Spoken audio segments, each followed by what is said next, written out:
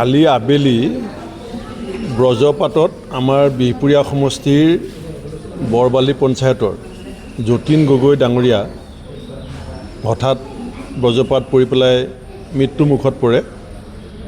আজি মই তেখেতসকলৰ ঘৰলৈ গৈছিলোঁ আৰু আমাৰ জিলাখনৰ আয়ুক্তৰ সৈতে কথা পাতি আজি দিনটোৰ ভিতৰতে অনুকম্পামূলক সাহায্য হিচাপে আমি 4 লাখ টকা এটা পৰিয়ালটোৰ কাৰণে আগবঢ়াবলৈ সিদ্ধান্ত লৈছোঁ। আজি আমি পইচাখিনি দিম আৰু লগতে আমাৰ ৰাজবাৰী গাঁও বিহপুৰীয়া পঞ্চায়তৰ পদ্মাৱতী বৰুৱা বুলি এগৰাকী মহিলা আহত হৈছিলে।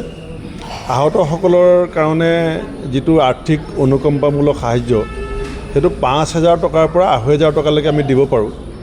এতিয়া মই ডক্টৰক কৈছোঁ যে কোনটো ক্ৰাইটেৰিয়াত পৰে, একেবাৰে কমেও 5,000, অতিমাত্ৰা হ'লে বেছি হ'লে 2.5 লাখ টকা তেওঁলোকে সাহায্য পাব। আমি সেইটো পৰিয়ালকো ডক্টৰৰ ৰিকমেণ্ডেশ্যনৰ ওপৰত ভিত্তি কৰি আমি নিশ্চিতভাৱে সাহায্য দিম। কিন্তু আমি যতীন গগৈ পৰিয়ালক ব্ৰজপাতত মৃত্যু হোৱাৰ কাৰণে আমি আজি 4 লাখ টকা দিবৰ কাৰণে সিদ্ধান্ত কৰিছোঁ। কালি আবেলি ব্ৰজপাতত আমাৰ বিহপুৰীয়া সমষ্টিৰ বৰবালি পঞ্চায়তৰ যতীন গগৈ ডাঙৰীয়া হঠাৎ ব্ৰজপাত পৰি পেলাই মৃত্যু মুখত পৰে।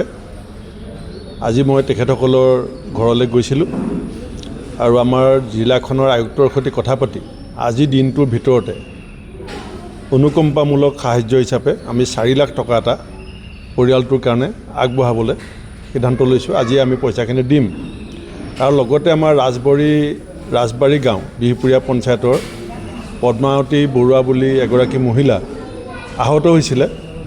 আহতসকলৰ কাৰণে যিটো আৰ্থিক অনুকম্পামূলক সাহায্য সেইটো 5,000 টকাৰ পৰা 2,500 টকালৈকে আমি দিব পাৰোঁ।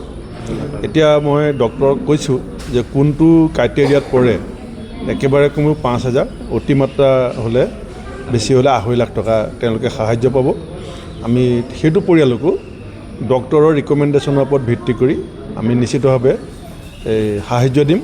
কিন্তু আমি যতীন গগৈ পৰিয়ালক ব্ৰজপাতত মৃত্যু হোৱাৰ কাৰণে আমি আজি 4 লাখ টকা দিবৰ কাৰণে সিদ্ধান্ত কৰিছোঁ। কালি আবেলি ব্ৰজপাতত আমাৰ বিহপুৰীয়া সমষ্টিৰ বৰবালি পঞ্চায়তৰ যতীন গগৈ ডাঙৰীয়া হঠাৎ ব্ৰজপাত পৰি পেলাই মৃত্যু মুখত পৰে।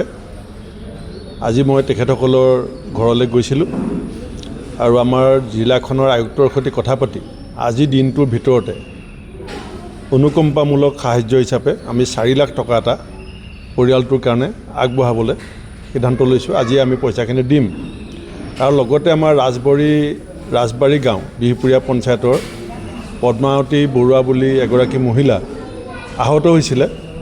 আহতসকলৰ কাৰণে যিটো আৰ্থিক অনুকম্পামূলক সাহায্য সেইটো 5,000 টকাৰ পৰা 2,500 টকালৈকে আমি দিব পাৰোঁ।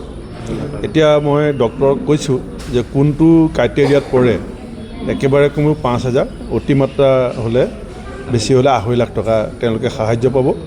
আমি সেইটো পৰিয়ালকো ডক্টৰৰ ৰিকমেণ্ডেশ্যনৰ ওপৰত ভিত্তি কৰি আমি নিশ্চিতভাৱে সাহায্য দিম। কিন্তু আমি যতীন গগৈ পৰিয়ালক ব্ৰজপাতত মৃত্যু হোৱাৰ কাৰণে আমি আজি 4 লাখ টকা দিবৰ কাৰণে সিদ্ধান্ত কৰিছোঁ।